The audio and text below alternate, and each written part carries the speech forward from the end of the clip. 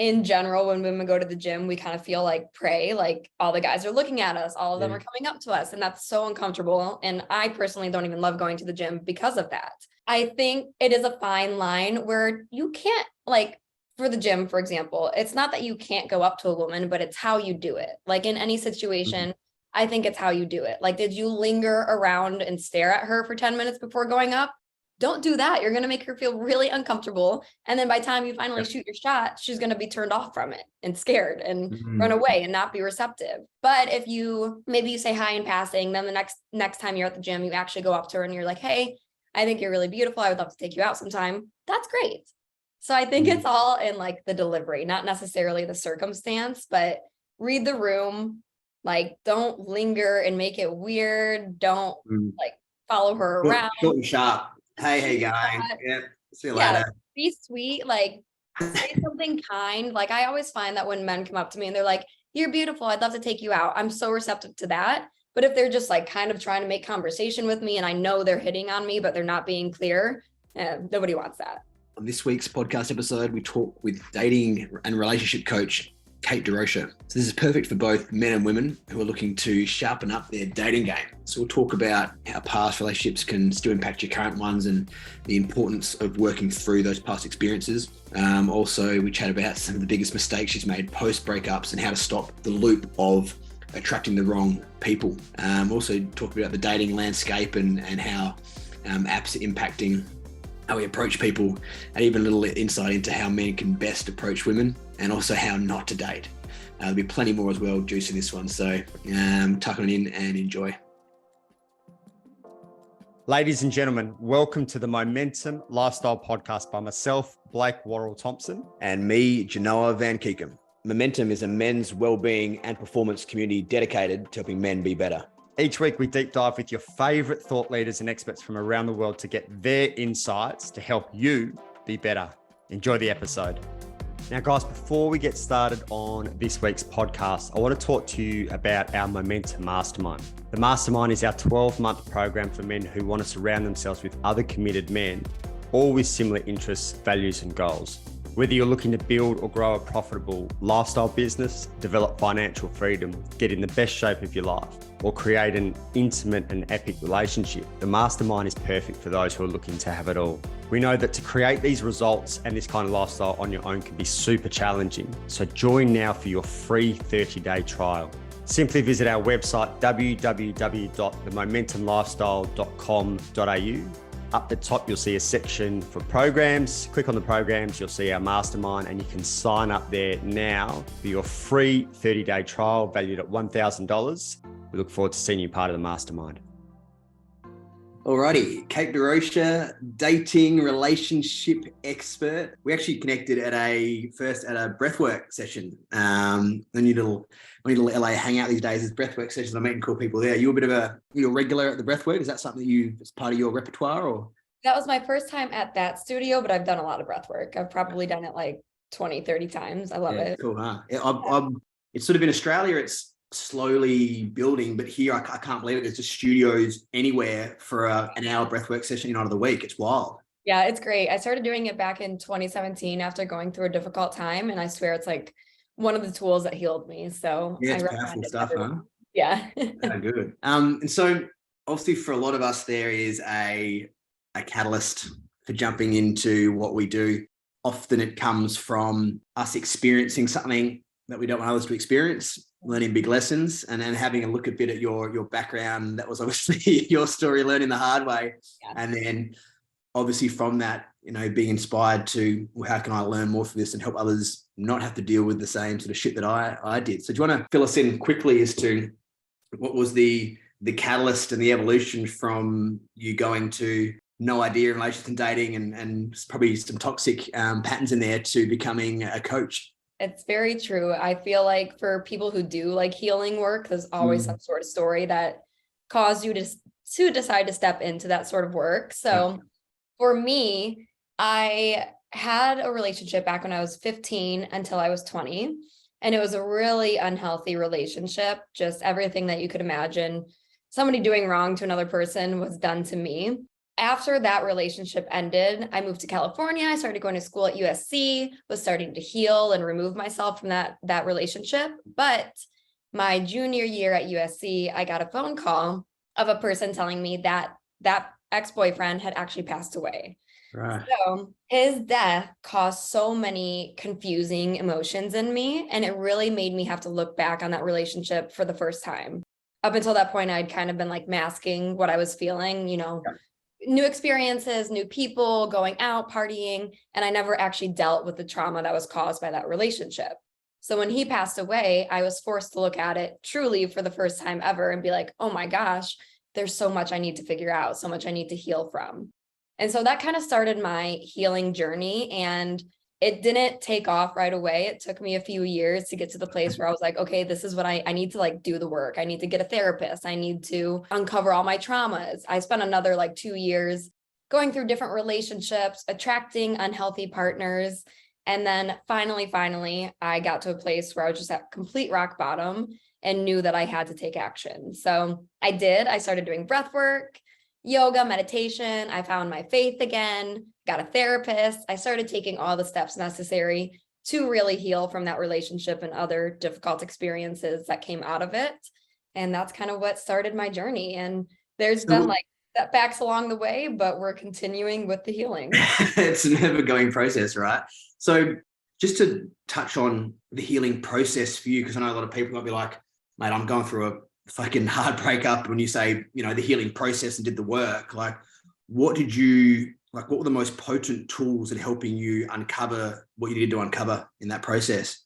I was lucky to have some really amazing mentors and people who were guiding me. So I was able to turn to some really wise people and like process things with them and make sense of things with them. So that was really important to me, was having a really strong community. I don't think that without the community I had found, and I found it through my church, it's called Mosaic in Hollywood. I don't think without them that I would have cultivated as much healing as I have. It was very imperative for me. But then also turning inwards and doing things like meditation or journaling, those sorts of things where I was like self-reflecting and figuring out what had happened, what role I played in it. That was like extremely important to me, was being able to even look back and take responsibility for the things that I had done too, so I could heal them. It's that fine line between getting too caught up and absorbed in the, what have I done? And then stuck in it and just going over and over it. But then also still, moving forward, remaining engaged, and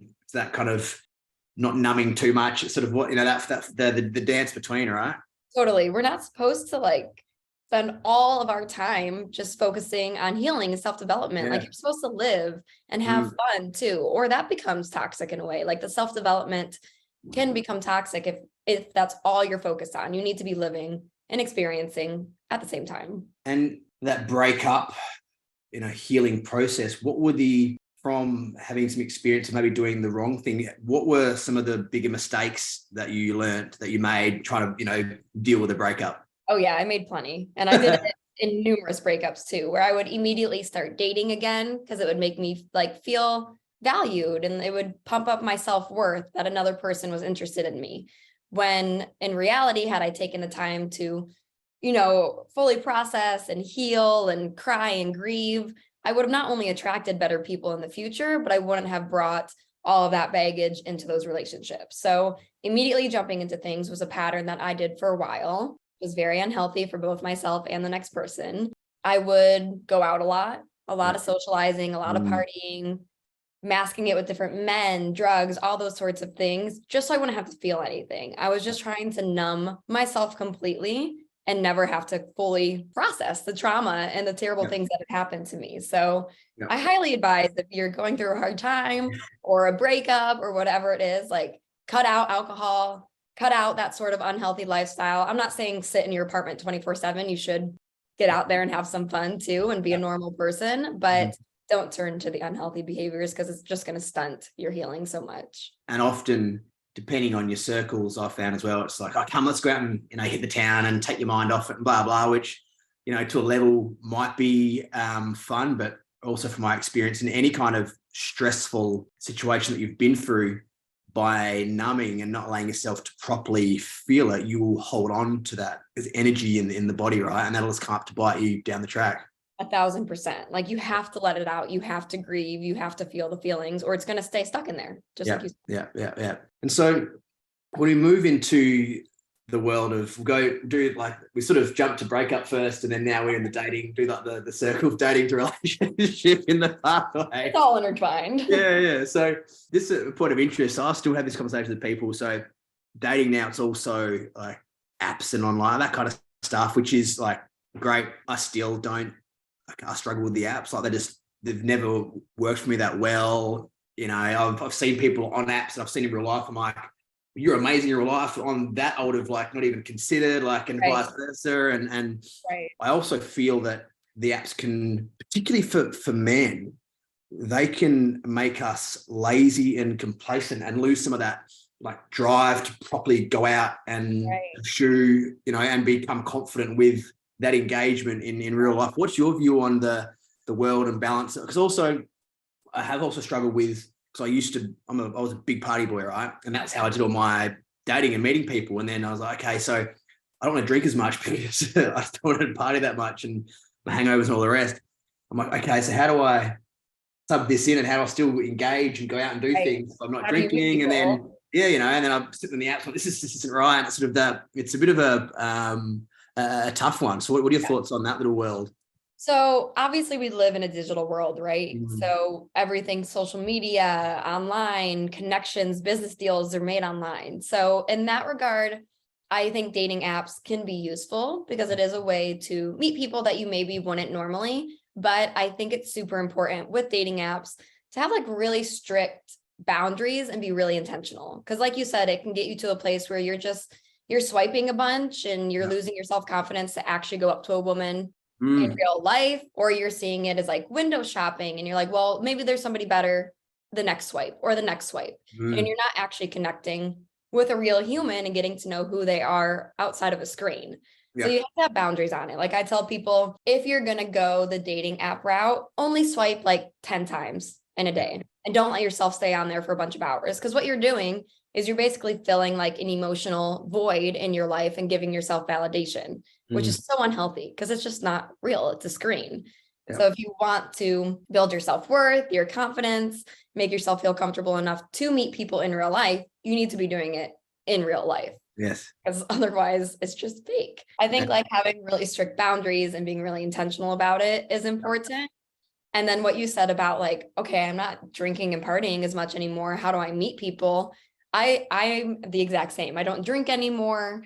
I don't love going to clubs or bars. Like I will here and there because like I said, you should have fun with your life, but it's not my priority at all anymore. So I'm like, am I going to meet somebody at the grocery store? Like what on earth do I do? But then I think about it deeper and I'm like, well, somebody that I meet in that environment, are they even going to be aligned with what I'm looking for? Not anymore. So in the end, it's not even an environment that I want to be meeting somebody in. Yeah. So I guess a big part of it is getting really clear on like, well, what do you value? Because if you don't value going out to clubs and partying, going out to meet someone out there is most likely to bring someone in that doesn't align with where you're at, right? So it's and what I've seen and also experienced in the past when I'm not focused on trying to meet or see someone or whatever and just doing like what I'm into and love, that's more of a magnetic place to be. It's a weird one because you're like, you should be out kind of making things happen, but we just like doing your thing.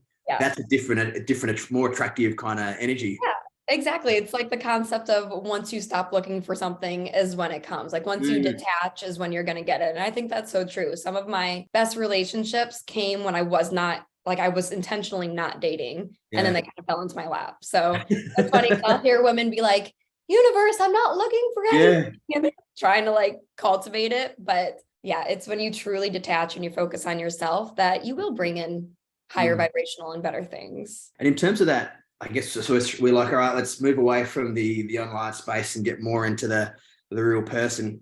For obviously we actually have a balance of like men and women that listen to this. For, advice to men, we get lots of tips around lines and, ways to do it. And like, don't be the creepy guy who approaches a girl at the gym, or a yoga studio. Like there's like, it's a tough one. So it's like, well, do I say something at the gym then, or is that are there? What's your feel on ways to, or how, or maybe mistakes men make when they approach, and more healthy ways to do it? The places you just don't do it, where women are like switched off, or I'm not interested after sweating at the gym or whatever it is. Yeah, I mean, I think the gym's a tough one because in general, when women go to the gym, we kind of feel like prey, like all the guys are looking at us, all of them are coming up to us, and that's so uncomfortable. And I personally don't even love going to the gym because of that. I think it is a fine line where you can't, like, for the gym, for example, it's not that you can't go up to a woman, but it's how you do it. Like in any situation, I think it's how you do it. Like, did you linger around and stare at her for 10 minutes before going up?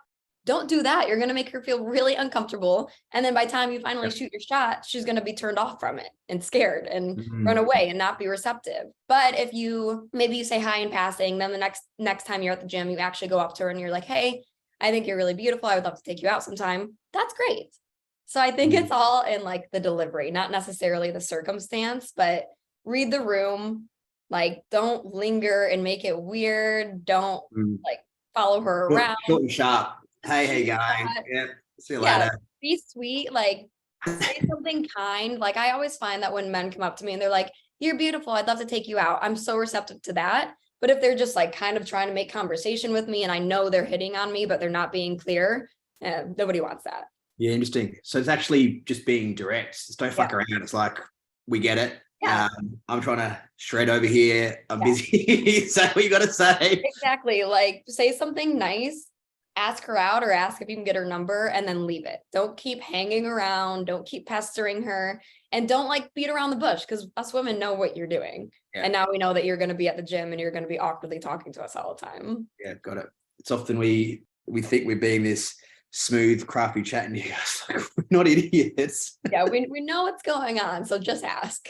Oh, that's so good. When you look at then how we try to, show up. So I know that, and this is a really interesting one around like masculinity, right? And what it means to be a man. This is a lot of stuff we work with, and we're trying to dissect.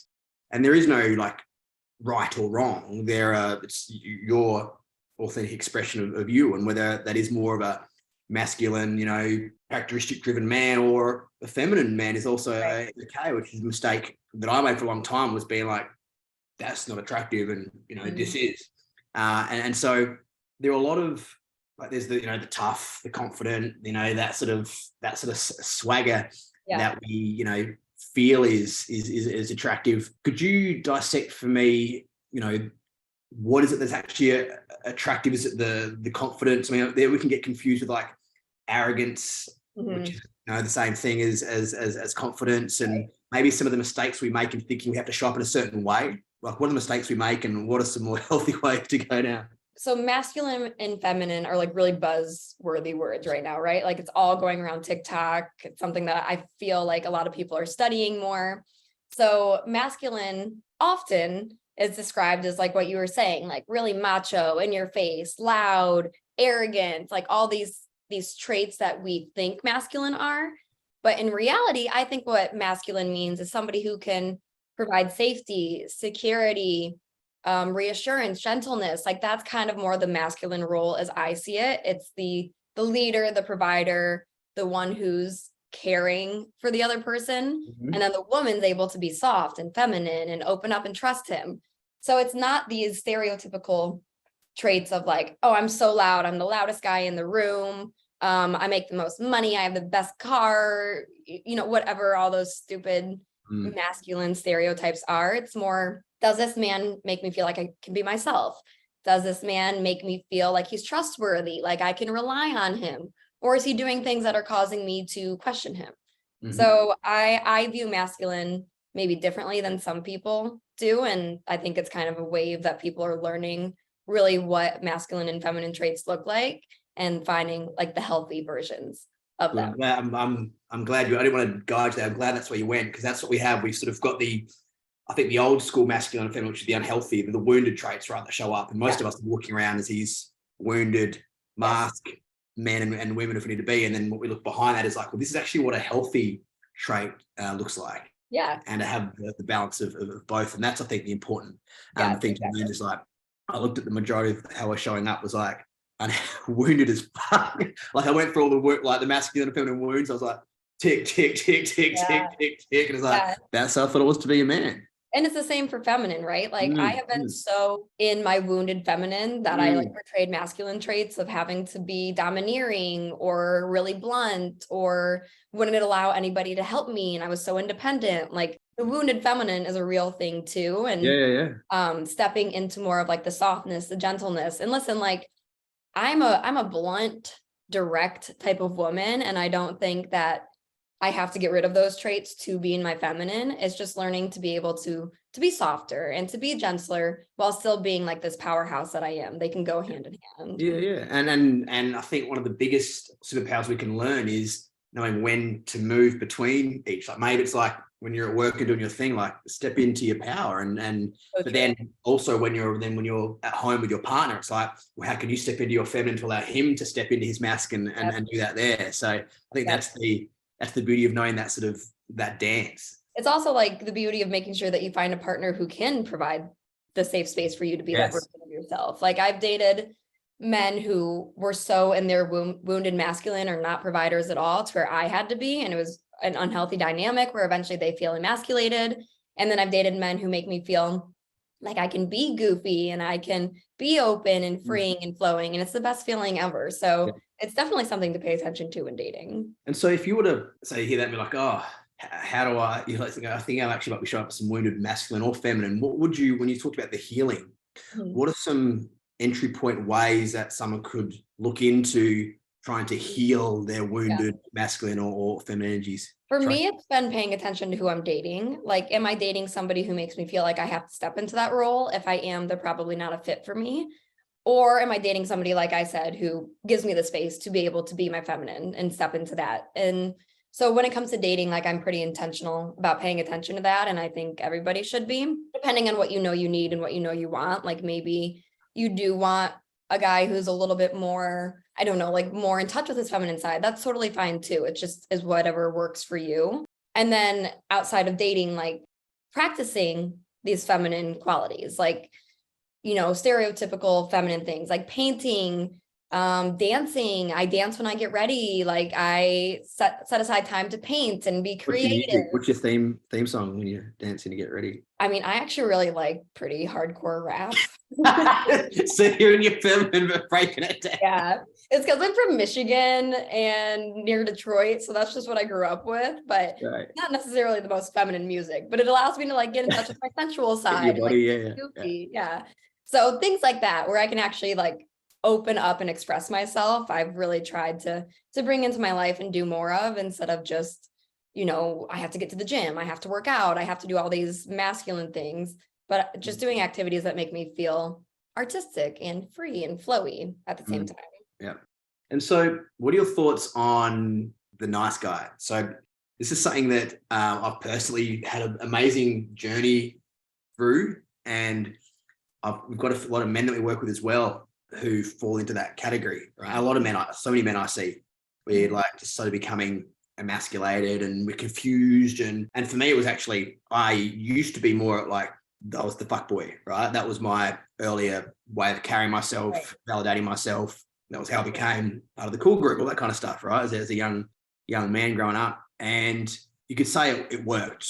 You know, like I did quite well in terms of being able to attract women. And then I actually went through a phase of like, seeing some of my behaviors, I was like, this isn't like, it's not exactly healthy. And then also I was like, let's just talk about the, you know, sensitive new age guy and blah, blah, and be more vulnerable and that kind of thing. And I was like, okay. And I actively sort of went to embody that. But what I actually found was I repelled, like it. So what my lesson was, I was like, I went from being the sort of a lot of it was unhealthy. It's all wounded and unhealthy, but there was an energy within that was attractive. And then when I moved to sort of this nice guy, it was just like and I was like, what is? I was like, okay, that's not working. So it was like this sort of this like obviously I'm sort of navigating a bit now. What are your thoughts on that, around that balance of like, you know, nice guy and also a bit of this, it's a bit of play and cheek, and, you know, you've got to find that sort of nice sweet spot between, right? Well, I mean, we all know the saying, like, women love bad boys, right? Yeah. Like, that's not a lie. I think with what you're saying, like, when you're in a healthy place, you want somebody who's vulnerable and open and, you know, has the nice guy characteristics. But there's a reason us women are attracted to the bad boys. It's because they give this sense of, you know, being able to provide, being able to protect, being confident, being unshakable. And then a lot of times the nice guys, you're like, I mean, you don't seem very sure of yourself, or you don't seem like you're going to be very sturdy. So there's certain attributes to the bad guy that are actually healthy. Yeah. Like being able to provide, being able to be steady and consistent and make life exciting and magnetizing, that you lose when you're the nice guy. And at the same time, I also think in my life, I've experienced like the nice guys who portray that they're this amazing guy, like they're different than every other guy. They would never hurt me the way other guys have, but it's a manipulation tactic. And in reality, they're just as bad as the bad guys. They're just not hiding it, or they're just hiding it and doing a better passive job. and manipulative in other ways. Yeah. Yes, exactly. So yeah, I think there are traits to the quote unquote bad guy who actually is actually something that women desire. And it's taking those traits, the healthy ones, and then combining them with integrity and kindness and gentleness and being a legitimate, nice, good guy. Yeah. So the healthy traits of that, just to, you know, distill it for guys listening, would be things around like still having a level of like excitement and fun and edge, and not danger, but that kind of like you can play and be a bit spontaneous, but then also have that sort of confidence, like, no, I do what I do, because that's a bit of that sort of energy, right? I'm still the leader, like things like that. That's so attractive. Like I know, this just came into my head. I know a guy, for example, he's so nice and he really desires like a partner in marriage, and he's very sweet, but nobody I know is attracted to him. Like I have so many friends who know him, and all of them feel the same way. They're like, he's just a little like vanilla, a little wishy-washy, and that's not attractive. Like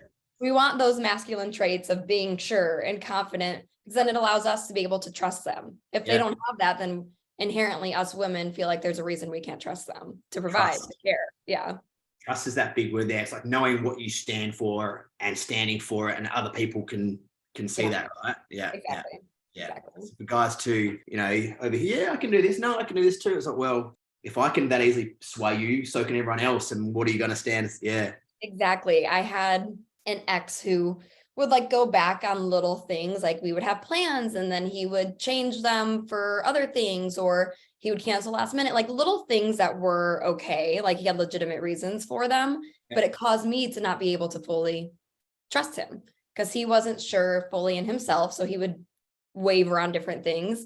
And then even though like, you know, on surface level, it was okay and accepting, I think deep down I picked up on it and then wasn't able to trust him in other areas too. Yeah. And so for, you know, people that are single for long periods of time, looking into the idea of issues with commitment and intimacy, how would you go about detecting that? So you sit there going, okay, you're like, because you can constantly tell yourself, like, no, I'm open, I'm ready. But it's like, well, maybe you're not. How could you best navigate that for men and women? I think take a look at who you're dating and who you're attracting. Are you attracting people who are emotionally unavailable themselves? Chances are that means you're still somewhat emotionally unavailable. Like maybe that means you have more healing work to do. Maybe it means that your body is craving being single for longer, and that's totally okay. But it's being able to actually reflect back on yourself and then do that and not bring somebody else into that, because it's not fair to the other person. So take a look at who you're dating, who you're attracting, because it is a reflection of you. Every relationship is a mirror of you. And then I just think it's so important for people to be able to sit with themselves and have alone time. Like I think so often people do the things like I used to mask and go out all the time and constantly be around people. That's not always a bad thing, but when you're doing it as a way to not be alone and to not ever spend time with yourself, that's when you're not going to be able to detect things in yourself. So spend intentional time completely alone, journaling, reading, just being in your apartment and see what comes up. Like, do you feel really lonely when that happens? Do you feel like you need to seek validation? That's all signs that you're not emotionally ready for something real because you're not even giving that to yourself yet. So intentional time alone, and then also reflecting on people you've dated before. That one there about being alone for a lot of, I did a while ago. I started this, I was doing this thing where I was like forced like big block of time alone.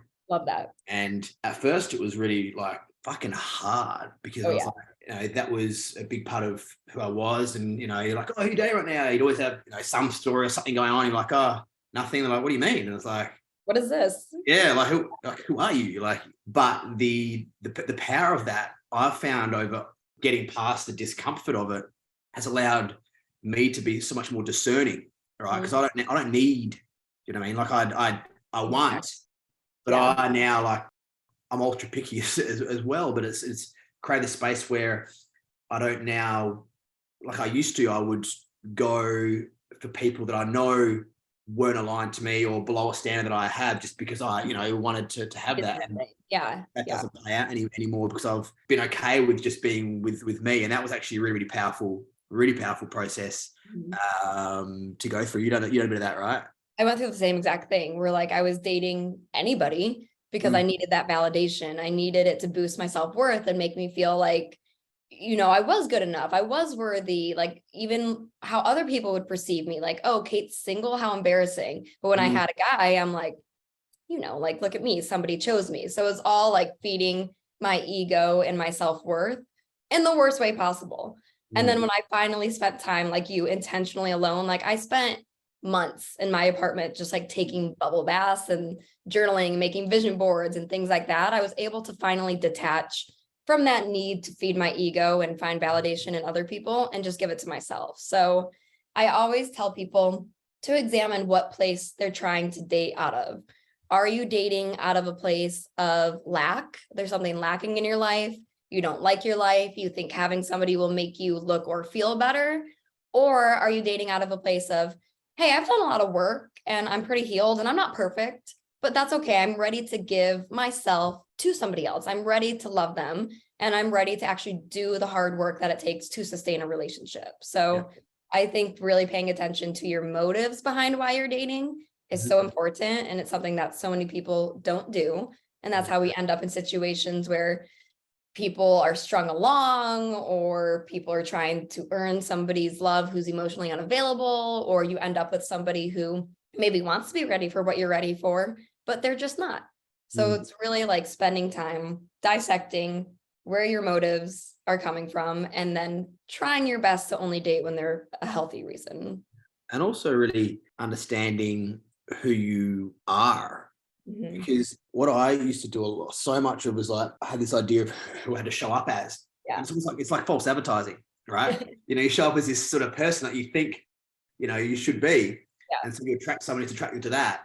And then over time that starts fading away and then they don't like you. Then you've got this belief in your head is like, well, I'm not good enough now. And I reinforce that. And so I've got to try harder than to be someone better than what I was. It's like, no, what you've done, the mistake is you weren't who you were at the beginning, because that person's going to find that right person, right? Yeah. Eventually, like the facade will wear off, and maybe your intentions were good. Like you tried to portray yourself as something because you knew that's what that person wanted and needed. And you wanted to be that person for them. And that's not necessarily bad, but eventually it's gonna crack. It's gonna fade. You're not going to be able to keep living up to that thing, that person that you're portraying yourself as, because you're not.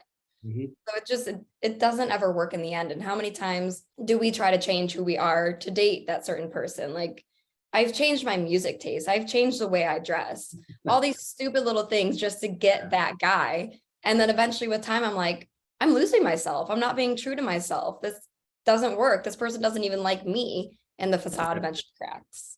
So if you were to try to break that down into, say someone's out there and they've been single for a while and they're like, I'm struggling, blah, blah. What would be your top, 3 or your top 5, like tips, things? What do you do to sort of navigate why things aren't working, whether you're a man or a woman? What would be someone who's like never really done any self-healing work, or they're just kind of like been out dating and it's not working and they're feeling alone? And what would it be? Would it be like, be alone, do this, do this, do this? Yeah. I think a big one is your mindset. Examine what's going on within yourself, what you're saying to yourself, what you're believing, what you're even saying in other conversations. Are you saying that there's no good guys left? Are you saying LA is the hardest city in the world to date in? Because if you're saying that, that's what you're going to get. So you need to shift your mindset and you need to believe that there's great people out there, that there's somebody that's right for you, that you are worthy of it. So first, I would say examine your mindset. What are the things you're telling yourself, telling other people? What are the things you're believing? And then start working to change them. And that can be something as simple as like writing down some affirmations on a sticky note and putting it on your mirror. And I know that seems so lame and cliche, but it works because you're constantly reminding yourself, there are good guys out there. I am worthy of an amazing partner. So shift your mindset, figure out what it is, and then actually do the work to change it. Spend time alone, like we just said, for that exact reason, to make sure that you're dating out of true intentions. Because if you're dating out of, an unpure motive, out of ego, yeah, you may date somebody for a little bit, but it's going to crumble eventually. So make sure you're dating out of the right reasons. And what else would I tell people? I mean, I would say get out there. Like I see so often people get stuck in that rut of, I'm not finding my person, dating's not going well, I got ghosted, I got stood up, whatever. And they get so upset by it that they shut themselves off and they stop trying completely. And listen, like I would love for my future husband to show up on my doorstep and be my delivery guy and I don't have to do anything. That'd be great, but it's not a reality. Yeah. So even when I'm hurt, even when things don't work out the way I want to, I have to keep myself open to love and to new people.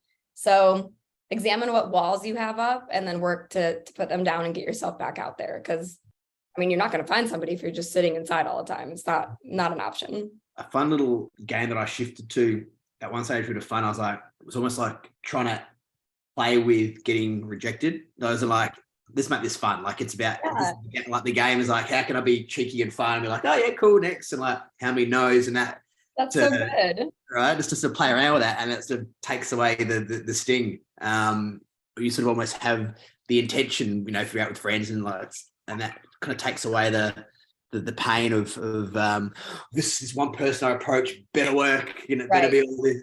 Yeah. Right. It takes the pressure off of like even first dates. Like people get so worried about first dates. And I'm like, you're just seeing if you can even have a conversation with this person. Like maybe you won't like them. And I think even in my own life, I've seen my lack of healing show up in that I try to get somebody who I don't even necessarily want to choose me. Like I have to be chosen instead of doing the choosing. So it's reframing like, my whole identity, my whole self-worth does not hinge on this one person or this one date or this one relationship. I also am an active participant in the creating of this relationship. Are they right for me? So it's shifting things back to you also get to choose and stop just trying to prove your self-worth by getting other people to choose you, kind of like flip that narrative. Are you an approacher? Are you or any of your girlfriends, are you like, or do you always like, no, I always want to be approached? Or are you pretty direct? Like, no, I'd go up and. I would rather be pursued, but like I said, I'm pretty direct. So yeah, if there's something that I'm interested in, I'll pursue them. I always tell women, like, I think guys get flattered when a woman pursues them or, asks for their number. Like men are humans too. They want to feel wanted and validated too. It's totally okay. So I think it's more than fine to be like that direct and that bold as a woman. But then after you put that out there, let him pursue, like see what he does. Otherwise you're going to be stuck in this, you're going to be in the more masculine role and he's going to be in the more feminine and you're never going to know if he's interested back. So put it out there, be direct. We love a direct woman, but then let him do the rest. And from a guy's perspective, I actually find it, and I am being a masculine driven man, I find it extremely attractive if the woman's like, hey, yeah, like you're hot, whatever it is, something cheeky or, and we're like, oh, that's cool. But then from there, it's like, now I know, then it's up to me. Then I'll go, it's like, cool, we're going to go to this, blah, blah, yes, no, for the first little bit, But I think it's great. I think it's great when the women actually have that ability and don't expect the whole time it to be, that doesn't turn me off at all. Yeah, I think people forget a lot of times that men are humans too. Like they get insecure. They don't pursue because they're scared of rejection. Like they're just like us. Mm-hmm. So there's nothing wrong with, throwing them a bone. Like, my goodness. Just people. Like help him out a little bit and then see what he does. Yeah. It's funny actually, because I see a lot where it's the women play, the whole like nah. But if I get a bluff or nah, like I'm done. Like I'll okay, cool. I'm not going to pester you anymore because you've given me the no. I've actually said a few times like, oh no, I wanted you to actually. I was trying to play a little bit harder. I'm like, I was like, because I don't want to be the creepy guy who kept going back and going back. Right. It's kind of Give me a little something so I know. Yeah. And so moving to, all right, you're just in a relationship or you're just starting to date, like what are some of the best things to do at the beginning? Right. So you're starting to know each other. You're like, what are you feeling out? Like, what are some, rituals or tips, particularly early on in a relationship to start sort of like vetting it and before things get to I have some maybe unpopular opinions. Oh, all right, let's go. Maybe I think they're healthy, but I would say don't see the person more than once a week, because when you're constantly seeing that person right off the bat, you're going to get attached to them. And then being attached to them is going to cause you to not be able to identify or listen to the red flags when they do come up. And people's red flags, their true character doesn't come up right away. It takes a little bit of time. So you want to make sure when and if that happens, that you're in a place where you're not so like invested in this relationship that you can reflect and be like, oh, actually, that really crosses my boundary, or that's one of my non-negotiables. So I'm going to remove myself. But if you're spending all your time with them, you're going to get so attached that you're not going to be able to do that as easily. So no more than one hangout or date a week. I think it's important to not drink too much when you first are dating somebody, or period. Because I mean, I look back on my dating situations when I was drinking, I didn't like them. I just was drunk.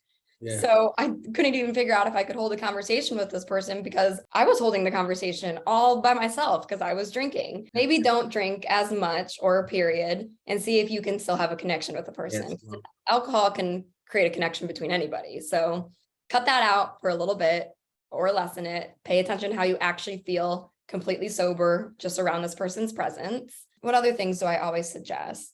I think for women especially, you should continue seeing other people until that guy makes it clear that he's committing to you. And I'm not saying go around and hook up with a bunch of people. That's really disrespectful. But go on a coffee walk or, be on the apps until that guy makes it clear to you, like, hey, you're it for me. I'm gonna pursue you. You're gonna be my girlfriend. Like, I'm not gonna see other people. And then you cut off everybody else if that person is who you're choosing. So same sort of thing. It's allowing yourself to not get attached. It's allowing yourself to see like if this person's right for you. And oftentimes, like, I find that men aren't as committal as women. So women will put in everything into one man and then find out down the line he's actually not looking for anything, and then they're crushed.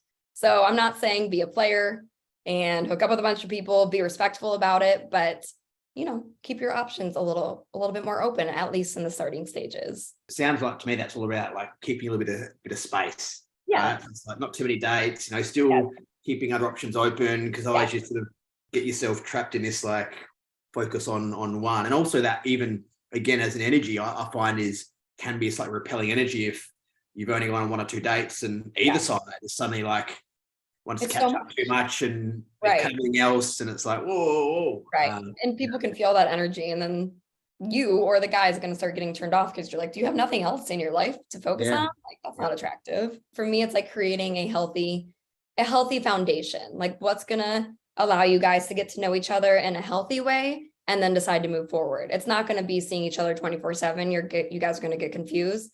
It's going to be building like a healthy pace to allow for that foundation. What are your thoughts on the comment, relationships are hard work, right? I mean, there's like, yes, there's work because we're human beings and we've got our shit to go through.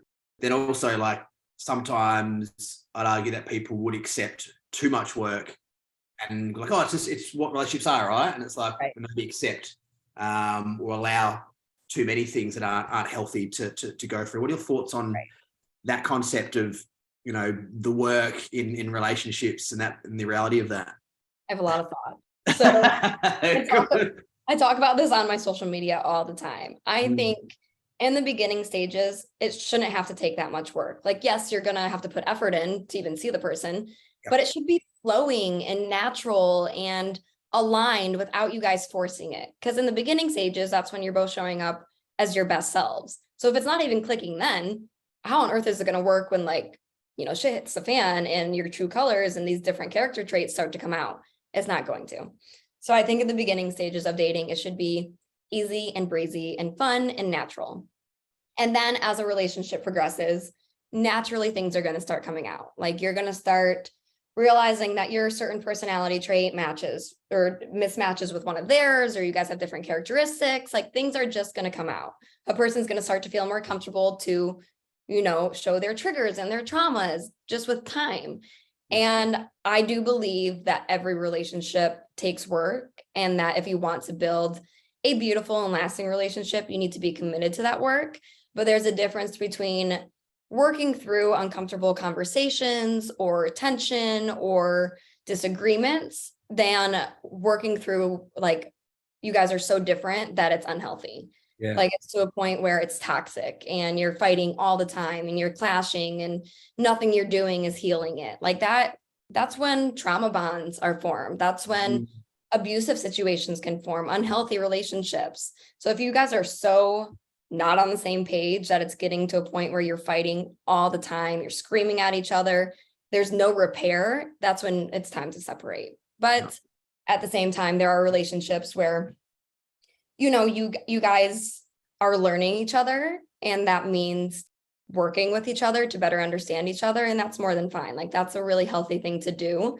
And I look at even some of the friendships in my life that are the strongest, and they're with women who we had our disagreements, but we talked it out. We learned from each other what each other needs. And then we were better able to provide for that person out of that place. And that's really healthy and really beautiful. And now I have insanely strong friendships because I was able to do that. But it's the friendships where, we fought and then we never repaired. And that's when it became toxic. So it's all in like how you're going to repair, how you're going to communicate. That makes all the difference. Okay. So if you were to, because obviously there's so much in relationships, but if you had to try to give some advice on some of the best processes, rituals, questions, there's attachment styles and love languages and, Sunday rituals, and there's so much out there. Like, what would you say would be the most important? Or be like, no, these ones I thoroughly recommend you do just to keep the relationship ticking and to be ahead of the game when things come up. What would you say those the really important ones would be? I think like in the early stages of dating, there's certain questions you should be asking to even figure out if this person aligns with you, like their spirituality, their religion, their views on marriage, on having kids. Like you need to figure those things out pretty early on. So intentional conversations and questions are important. I think making sure that you're carving out time for each other also intentionally every single week is really important. So something that my ex and I did is we would do a date night every week. I would plan one week, he would plan the next, and we would flip flop back and forth. And I loved it. It was so great just to have that really intentional time with him to connect and talk about our weeks and to be with each other. And it kept our relationship really strong. So things like that, make sure that you're spending intentional time with the person, putting in some effort, not, I think we have a tendency when we get into a relationship to get so comfortable that we end up just like watching TV all the time. That's not going to sustain a relationship. You both are going to get bored.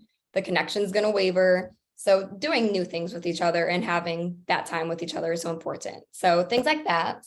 Other things that I've seen other couples do is they'll like have a weekly or bi-weekly meeting, which feels really stale and but it's important to be able to like come together consistently and talk through things that maybe didn't work for you throughout the week or that really hurt your feelings, and you guys can better learn each other and better understand each other by having those conversations. So having the hard conversations and going back to like the work that relationships take, I think so easily, especially in this day and age in a society, that people are like, oh, this is too hard, so that means it's not right. When in reality, oftentimes, the best relationships are born out of the hard work. So it's not always that the grass is greener on the other side. It's that the grass is greener where you're going to water it. So I see people backing down way too easily after like small fights, small misunderstandings that could be worked through. Like if you align with this person in so many different aspects. And if you love this person, you guys can get through some of these hard things and it can be really healthy. So having that like awareness that hard work is often necessary and not shying away from it, and knowing that it's going to create something so beautiful is really important in a relationship too. Just to sort of finish off, I want to touch on quickly one last little question for you around the idea of self-worth. And I'd argue that in relationships, while we do the work together, we should never stop working on ourselves separately. Like there's got to be that separate like growth and work always. And I think you're always going to call in whatever matches your level of worth, whether it's relationships, money. If you were to sort of give someone a little entry point as to, okay, cool, great, I think I've got low self-worth and probably kind of people, like what would be the first steps for them to be like, I develop some stronger self-worth here? What would you say be the best place to start? Well, I think often we believe we have to be completely healed or completely whole to be in a relationship, and that's not necessarily true. I think before entering a relationship, it is really important to be working on yourself, but you also need to be working on yourself in the relationship. So it's not that you have to be perfect or healed or love yourself completely, totally, always 100% to be able to be in a healthy relationship, but I'm developing those muscles separately. And then when I get into the relationship, I'm going to keep developing them. So do things that make you feel happy. Do things that you're passionate about. Like I said, for me, it's like painting and things like that. Don't lose yourself completely in this other person, but also make sure that you're doing things that fill up your self-worth, that make you feel like you're aligned with your purpose. So find out what hobbies and activities make you feel that way, and then continue to do them always. I think working with a therapist or a coach is super important, because you can only do so much work on your own and have so much awareness on your own. But when you bring in a coach who's been where you're trying to go, who's struggled with the same things, who can hold you accountable and help you, create healing, that's when you'll see like even more growth happen. So find a coach, find a mentor, find a therapist, somebody that you trust to help you keep developing those muscles. Really important. Self-worth, again, it's like going back to spending time alone, not getting your validation from other people, but giving it to yourself, even when it's hard, even when you feel lonely, turning inwards and being like, okay, I've got myself. Like, I am my home. I don't need this other person's love or attention to make me feel that way. So turning inwards is how you're going to build your self-worth instead of continuing to go to external things. And these are all things that you should be doing while single and while dating, while married, always. Agreed. Awesome, Kate. So do you, we'll put your deets in the note. Do you specifically work with mainly women or men as well, or both? Like what's a relation or couples, or what's your juice? I work mainly with women. So women who are in their 20s, early 30s, who either are in an unhealthy relationship and want to get out of it, or they just got out of it and they can't figure out how to heal and move on, or they've kind of done that work and they're trying to get back out there and start dating, but they're terrified and don't know how to do it. So I work predominantly with women like that. I do like weekly coaching just about dating and relationships in general. So you can come to me with any questions you have and I'll help coach you through them. And I do hope to start working with men in the future, because I feel like I have a great, I have the female perspective that I can give them that maybe they're not getting other places. So that will be coming in the new year. Yeah, well, I think a big part of like even the way to help women is to educate us men, right? Yeah. If we're showing up, we're just sort of guessing our way through all the time, fumbling our way through. So it's important. I'm like, let me tell you what works and what doesn't work. Yeah. A lot better for you. Watching movies or whatever. Yeah, exactly. Awesome, Kate. All right. Well, thanks so much for your time. It was good chat. Plenty more questions, but to keep that one in time. It was perfect. Good chatting to you. Thank you so much. This was great. Cheers.